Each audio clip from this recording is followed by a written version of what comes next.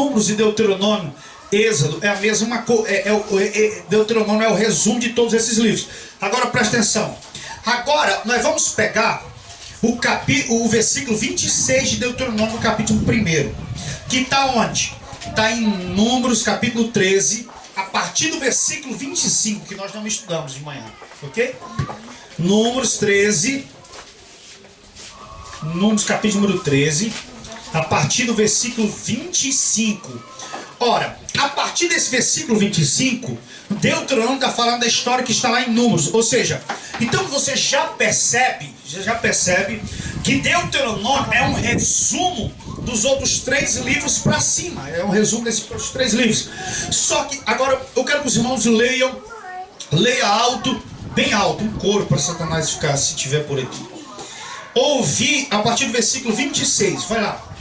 E caminharam e vieram Moisés e Arão, toda a congregação dos filhos de Israel, no deserto de Pará, a Cádiz, e tornando deram a eles e a toda a congregação, e mostraram-lhes o fruto da terra. Isso. Mostraram-lhe o fruto. Ou seja, tudo aqui está lá em Números. Só que antes eles fizerem isso, de entrarem na terra e de voltarem para espiar, o Espírito de Deus e Moisés recebem um conselho e ele achou melhor dividir porções do Espírito de Moisés, que estava sobre Moisés e sobre homens. Lê o versículo número 9 em diante, vai. Lê o versículo 9, capítulo 9. Capítulo 9? Sim, Deuteronômio 9. E no mesmo tempo vos falei dizendo, eu sozinho não poderei levar. o Senhor Deus não tem multiplicado. Eis que de dois uma estrela do céu. Continue, pode ler. Deus nosso Pai vos aumente como sois, ainda 1000 vezes mais, e vos abençoe, como vos tem falado.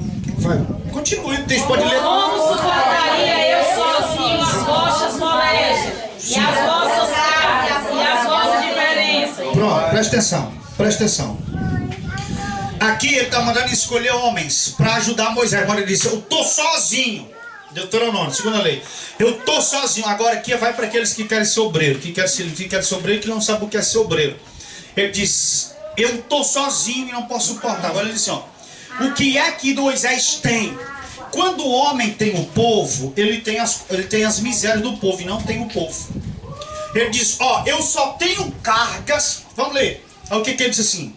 Versículo de número 11. o Senhor 12 é melhor.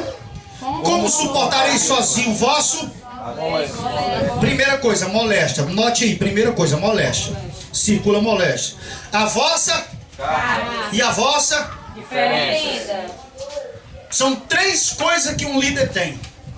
3 coisas que vocês vão ter no dia que vocês assumir um conjunto de senhoras, assumir um conjunto de pessoas, assumir uma igreja. No dia que vocês assumir qualquer coisa, no dia que vocês for responsável por alguma coisa, você terá carga. Primeira carga. Leia.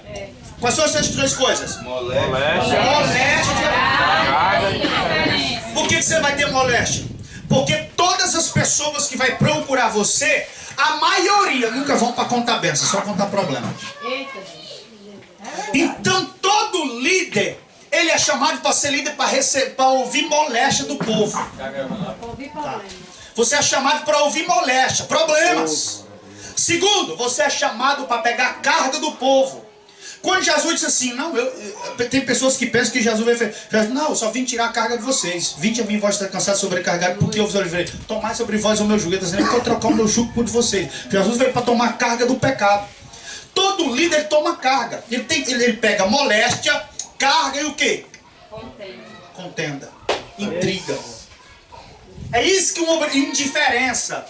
Você encontra indiferença. É isso que Deus tem preparado para o líder. Moisés diz, sozinho eu não suporto. Eu não suporto por quê? Porque são 3 coisas que eu tenho que carregar. Todo esse povo que é numeroso e tenho que carregar a moléstia, a intriga e a carga. Quem quer a carga? Você viu quem quer ministério tem que querer a carga. Você não quer pregar? Tem que querer a carga. Você não quer ser obreiro, Ricardo? Tem que receber a carga. Você não quer ser um ministério? Tem que receber a moléstia também do povo. É assim. Você quer? Mas pastor, mas para isso não é qualquer um. Deus não vai colocar qualquer um para carregar essas coisas. Se você não tiver preparado, Deus não vai te dar isso não. Porque não é para qualquer um. Lê o versículo embaixo para você ver. Lê outro versículo. Mas os homens sábios e inteligentes, experimentados para que o sonho por vossa cabeça. A primeira coisa, o homem tem que ser sábio, inteligente, experimentado. O que tem de pessoas na igreja que não é experimentado. Experimentado em quem? Experimentado ver as pessoas às vezes virar as costas para você e você não ficar com ódio dela. Experimentado em vez de às vezes você ser traído e continuar orando pela pessoa. Experimentado de não ser criança nem ficar com raiva por qualquer coisa. Tem que ser experimentado, irmão. O homem de Deus tem que ser experimentado. Ele disse, não foi experimentado. Paulo diz, quando for consagrar um obreiro, Timóteo, experimente ele primeiro. Ele tem que ser experimentado, ele tem que ir à prova. Sabe o que é experimentado? É aquele que aguenta a humilhação. Experimentado é aquele que aguenta as coisas caladas. Experimentado é aquele que sabe esperar seu tempo. Aí tem gente que não quer esperar seu tempo. Ele diz, ó, tem que ter sabedoria. Sim ou não? Sim. Como é que você vai querer carga, você vai querer moléstia, você vai querer tudo isso, se você não tem sabedoria para resolver? Como é que você vai querer tudo isso? Precisa de sabedoria. E a sabedoria é a única coisa que você não precisa ter fé para receber. É só pedir. Deus só quer que você peça. Agora, interessante, exemplo, Salomão foi o homem que pediu sabedoria e agradou a Deus. Tanto que Salomão foi pedir sabedoria no lugar errado. Por quê? Porque ele foi para Gibeão. A sabedoria não estava em Gibeão, a sabedoria estava em Jerusalém. Porque a Arca da Aliança estava em Jerusalém. Ele saiu da Jerusalém. Quando Davi reinou, Davi nunca foi a Gibeão. Davi sempre ia para Jerusalém. Davi trouxe a arca para perto dele para ficar adorando diante da arca. A Bíblia diz... E aí Salomão saiu de Jerusalém e foi para Gibeão. E ofereceu lá em Gibeão 1000 bois para o Senhor atrás de sabedoria. Meu Deus. Ou seja, ele sacrificou 1000 bois. Ele caminhou vários quilômetros a Gibeão para pedir sabedoria. Deus disse, você é um bocó, Salomão. Você vai pedir, Salomão, a sabedoria aqui? Você está na Arca da Aliança lá em Jerusalém? É tanto que ele pediu lá. Deus disse, é o seguinte, eu vou te dar sabedoria do jeito que tu quer. Até o que tu não pediu, eu vou te dar. Só que tem um detalhe. Volta para o lugar certo para me te dar sabedoria quando chegar em Jerusalém. Só que... Sabe o que Deus fez? Quando chegou em Jerusalém, ele teve que sacrificar de novo. Ele teve que fazer 2 sacrifícios. Um em Gibeão, 1000 bois. Quando voltou, Deus disse, sacrifica aí também em Jerusalém, porque o lugar de sacrificar era aqui em Jerusalém, não era de Gibeão. A sabedoria estava aqui. Por quê? Porque quem carregava a presença? A arca. E por que ele saiu da presença para ir buscar sabedoria fora da presença? Tem gente querendo buscar sabedoria fora da presença. Tem coisas que tem sacrifício que algumas pessoas fazem no reino do reino, irmãos, que é inútil. É um sacrifício, está buscando, mas na fonte errada. E a fonte é a oração, é o Espírito Santo, é a palavra de Deus, a fonte é tudo isso. Abra a sua Bíblia no 1 Reis, vamos ver. Capítulo 3. Capítulo número 3. 1 Reis, capítulo número 3.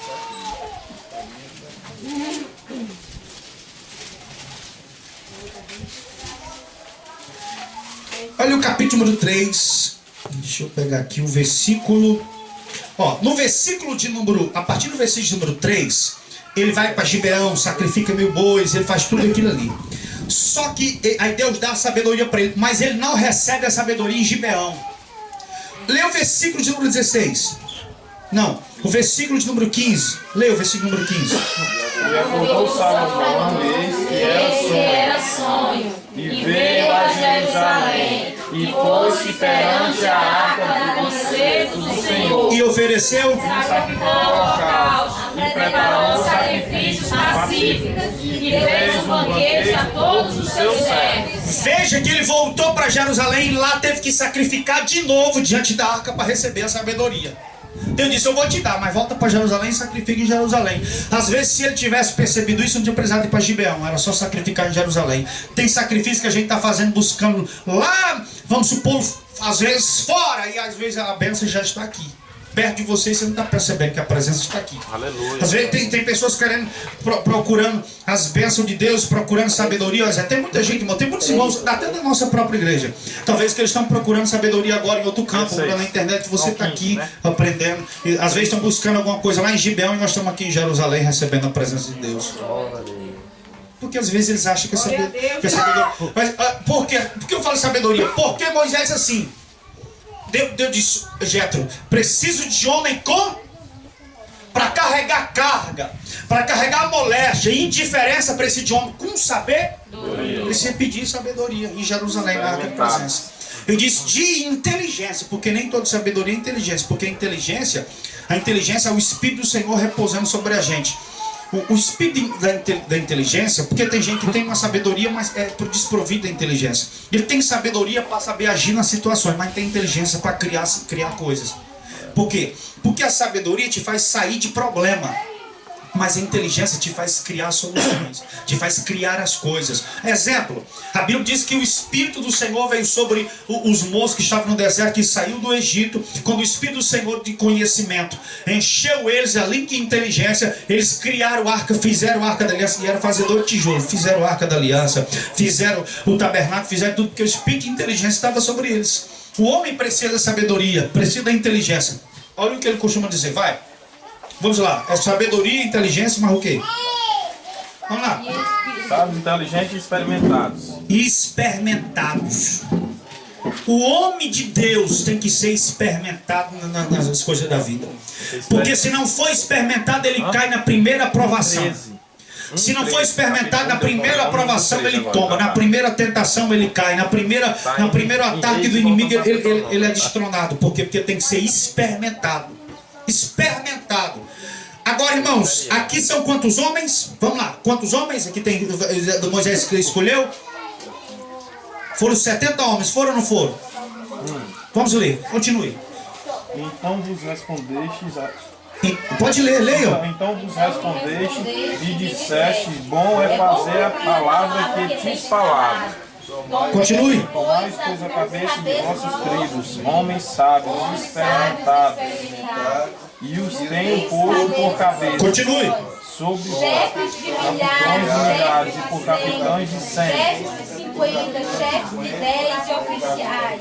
Presta atenção, para aí. Vossos tribos. Presta atenção, 70 homens. Você tem que prestar atenção aqui, ó. Chefe de 1000. A Bíblia que tem chefe de 1000. Milhares. É. Chefe de milhares. Chefe de quantos? 100. Chefe de 50. E chefe de 10. Vamos lá. Nós temos 4 grupos. Olha a sabedoria. Nós temos 4 grupos. 1000. Vamos lá. 100. Nós temos 100. 50. E 10. Presta atenção. 1050, 1150 e 10. Esse total dá quanto? 1160. 1160. Nós temos 1060. 1160. Presta atenção. Deus tem que falar com a congregação de mais de 3 milhões de pessoas. Moisés falava com a congregação de aproximadamente 3 milhões de pessoas. Deus disse para ele, Moisés, fala o seguinte. Jétro vem dar o conselho para ele, que é um livro, está lá no livro do Êxodo. Fala o seguinte: um líder, todavia que vocês acharem que eu tenho que estar no meio do povão, aconselhando todo o povão, eu não tenho. Eu tenho que preparar os meus obreiros e eles é que levam o que Deus me deu para eles. Eu não tenho que falar com 5.000, eu só tenho que falar com 1.160. Se eu falar com 1.160, os 1.160 falam com 3 milhões. Glória a Deus. Entendendo? Ó, olha aqui, Moisés falava a esses aqui. Moisés falava a eles, e eles falavam a multidão do povo. Quase 3 milhões de pessoas. Governador. Você está entendendo? Então 1150, 10. Agora, aqui é onde entra o problema da igreja às vezes. Sabe qual é? Sabe qual é? É porque tem gente da igreja que só tem condição de 10, está querendo 100. Tem gente que só tem condição de 100, está querendo 1000. Irmãos, fica com a porção que Deus te deu. Se Deus te deu para 10, cuida de 10. Se Deus te deu para 50, só fica com 50. Se Deus te deu 1000 também, seja responsável. Não abra mão dos 1000. Por quê? Porque Tudo isso aqui Moisés falava a eles, a esses homens aqui, e esses homens falavam com a congregação. Só um problema maior era que trazia-se para Moisés. É igual Jesus. Jesus falou a 12 e os 12 alimentaram a multidão. Jesus não alimentou a multidão. Jesus não deu pão para a multidão, ele deu pão para os 12 e os 12 deu para a multidão. Jesus deu pão para 5.000 e 5.000 deu para 15.000. Se o líder que nem Moisés no livro de Deuteronômio, ele é preparado para preparar outros líderes, para que outros líderes alimentem uma multidão. Esse é o livro de Deuteronômio. Vamos continuar o texto, para você pegar o livro, o capítulo inteiro. Versículo de número 18. E assim naquele tempo vos ordenei a todas as coisas que haveis de fazer. Ok? Olha o que ele diz. Aí daí eles saíram do Horebe e caminharam de largo terrível deserto que viste, em toda a região montanhosa dos amoreus. E aqui nós aprendemos de manhã. Foi ou não foi? Foi. Tudo isso aqui de manhã. Pronto. Agora vamos para o capítulo número 3. O capítulo 2 você já entendeu. Glória a Deus.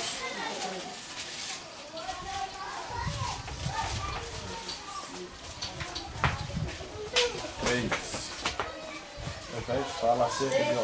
Pronto, capítulo 2 você já entendeu. E o capítulo 1. Isso aqui é... Agora, lê o versículo 1 do capítulo 2. Capítulo 3. Vamos e subimos saiu ao encontro, ele e todo o seu povo, a pelejar. Então, pronto, para aí. Abra sua Bíblia no Salmo 68. Salmo 68. Para mim começar a ensinar o que é que está escrito aí. 68, tá, pastor? É, Salmo 68.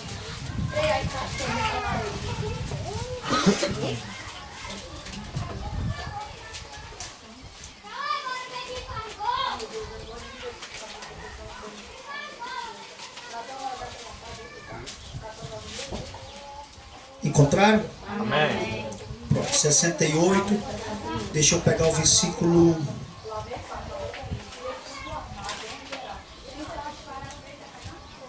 Olha, o versículo de número 13.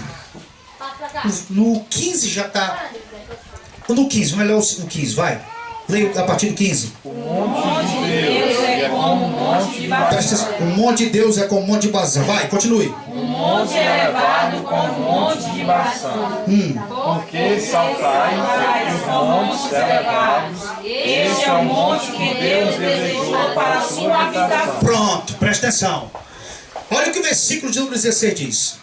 Porque olhais com inveja os montes. Os montes estão com inveja de qual monte? Presta atenção. Os montes estão com inveja. Presta atenção, ó. Porque olhais com invejas, ó montes elevados. Ó monte o monte que Deus desejou para a sua habitação. O Senhor Jeová habitará nele para sempre. Agora, qual é o monte que Deus desejou para a sua habitação? Não. Lê o versículo 15.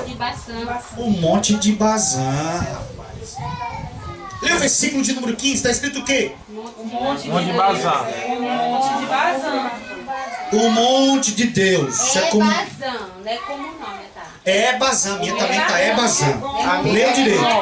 O monte de Deus é Bazã. A minha tá é como. A minha tá é como também. Ó, essa minha aqui é original, ó, do texto original. Deus é Bazã. O monte de Deus é Bazã. Monte rico em picos, e o monte é o monte de Bazã. A minha tá errada, então. A minha tá é como?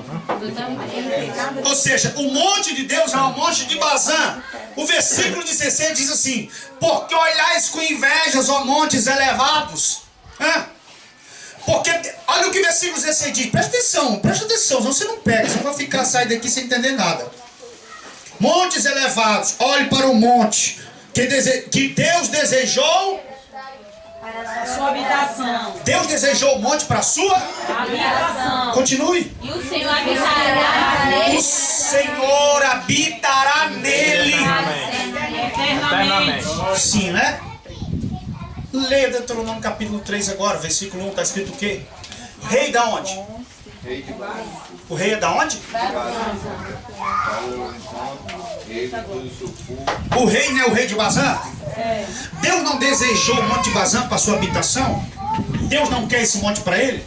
Os montes... Bazã tem algo tão especial que Deus, os montes têm inveja do dele. Agora, esse monte de Bazã e esse capítulo 3, esse rei de Bazã, é tipológico isso aí.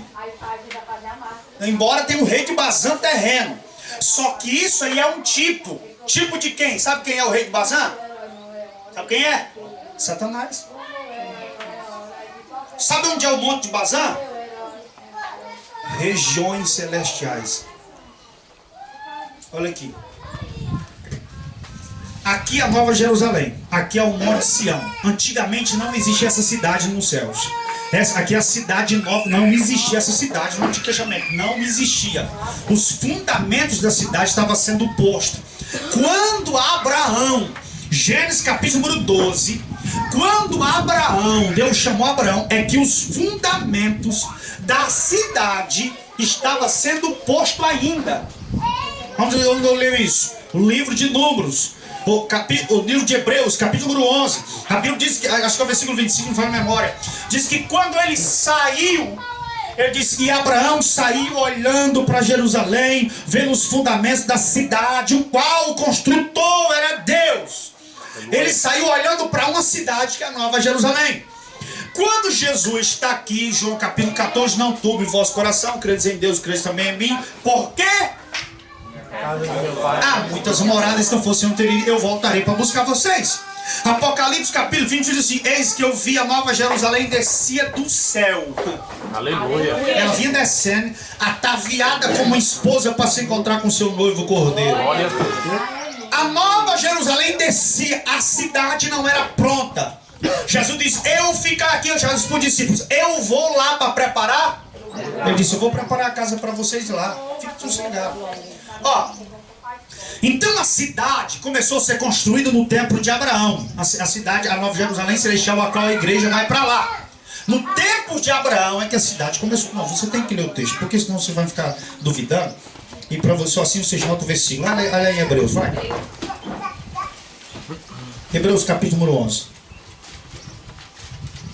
Para você não ficar interrogando na mente alguma coisa, então digo logo o versículo, só assim você anota o versículo e não fica com espírito de incredulidade, nós quebramos no meio logo.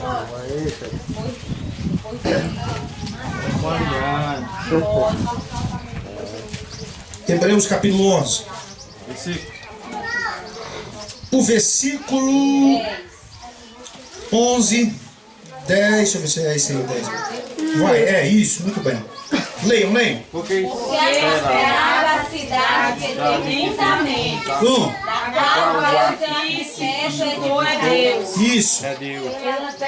Pela fé também a própria Sara Recebeu a virtude de conceber e deu a luz. Não, o que interessa é o versículo 10. Ele saiu de lá por quê? Lê o versículo 10.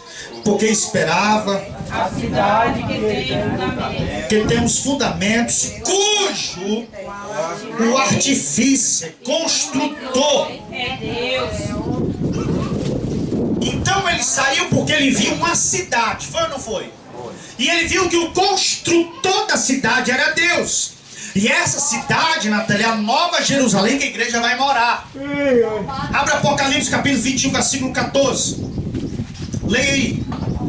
Aí, Apocalipse 21, 14 diz sobre os muros e os fundamentos da cidade. Os fundamentos dela. E o muro da cidade tinha 12 fundamentos.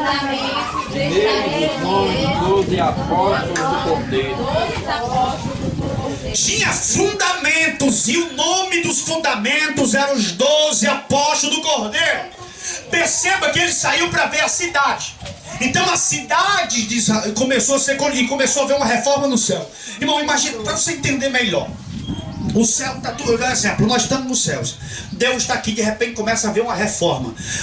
Porque, deixa eu explicar uma coisa para vocês aqui. Esse monte Sião, porque lá no céu era assim, esse monte Sião, em cima desse monte, aqui eu vou cortar aqui no meio para vocês entenderem. Em cima desse monte aqui, esse monte era assim. Diz a Bíblia. Onde está isso, pastor? Ezequiel, capítulo número 28, a partir do versículo número 13, tá o que eu estou falando para vocês. Esse monte era assim. E em cima do monte tinha o quê?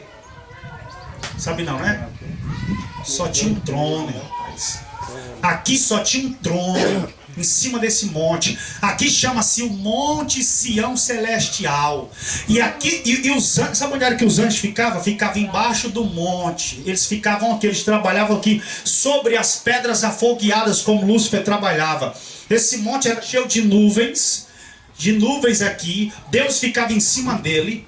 O incenso era levado para Deus, os serafins ficavam por cima do trono. Não havia cidade, só havia o trono de Deus lá em cima. E quando Satanás se rebelia, o Monte Sião, ele se rebelia aqui nessa região. Aí quando ele se rebeliou nessa região aqui no monte de Deus, o Monte Sião Celestial, o Éden Celestial, Deus jogou ele para fora. Porque se você ler Ezequiel, Satanás não caiu na terra. Bom, você tem que entender os termos bíblicos, você tem que aprender português um pouco. Porque, irmão, ai daqueles que caem na terra, porque Satanás caiu na terra. Não. Quando ele pecou, ele caiu por terra. Qual é a diferença de cair por terra ou na? Tem terra muita. É ali, né? Na terra é na terra. E por terra, isso. Por terra é uma expressão que ele foi despojado. Por terra é uma expressão que ele foi dissipado, que perdeu o poder. Ele caiu. Isso, agora você entende. Cai por terra. E a Bíblia não diz que Satanás caiu na terra. Ele caiu por terra. Então quando ele caiu por terra, não foi na terra, caiu por terra, ele perdeu o domínio, perdeu o lugar dele, e o seu lugar não foi achado mais. E quando ele caiu por terra, para onde foi que ele veio? Ele saiu do Éden Celestial, dessa região aqui, que é onde Deus está, e caiu para regiões celestiais. Leia Efésios capítulo 6, você vê. Versículo número 10, talvez Satanás. Porque tem muita gente dizendo, rapaz, vai para o inferno, Satanás está no inferno. Lúcifer nunca foi no inferno, ele tem medo do inferno. Os demônios têm medo do inferno. Eles nunca foram lá. Por quê, pastor? O que é o inferno? O inferno é a prisão eterna de Satanás. Se ele estivesse no inferno, nós estávamos sossegados, porque não tinha demônio para atormentar. Ele não está no inferno. A região que ele habita, quando ele caiu por terra, é as regiões celestiais. Detalhe, ele não pode nem sequer vir para a terra. Quando ele vem para a terra, que entra em alguém, ele está ilegal. Ele perde o seu domínio. Não está escrito isso, pastor. Livro de Judas, capítulo número 1, só tem um capítulo, a partir do versículo número 15. Efésios 6. Leia. Aos demais irmãos meus, seu poder. Revestimos de toda a armadura de Deus, para que possais estar firmes contra as astutas ciladas do diabo. Porque não temos que lutar contra carne e sangue, mas sim contra os principados, contra as potestades, contra os príncipes das trevas desse século. O príncipe das trevas que mora onde? Contra as hostes espirituais da maldade nos lugares celestiais. Nos lugares, ou em a Bíblia é com a tradução, nas regiões celestiais. É onde Satanás caiu. Ele saiu do Monte Sião e caiu nas regiões celestiais. Sabe qual é o nome dessas regiões celestiais? Sabe não? Exatamente. Bazã é um lugar das regiões celestiais por onde Satanás caiu por terra. Ele saiu do Monte Sião Celestial, caiu nas regiões celestiais, que é conhecido como Bazã, e ali eles estão até hoje. Ela é a região onde ele habita. Aleluia. Aqueles que fizeram angelologia sabem a trajetória de Satanás. Satanás só vai cair no inferno, só vai pular de fogo, inferno, no final do grande trono branco. Ainda tem muito tempo, ainda tem o arrebatamento, tem a grande tribulação, tem 1 milênio, tem um pouco de ano. Depois de pouco de ano é que Deus vai julgar ele e jogar lá dentro. Então ele habita hoje aqui. Só que essas regiões celestiais aqui, sabe o que Deus fez? Sabe o que Deus fez com essa região aqui? Ele celestial, onde ele está hoje? Deus deu para a igreja.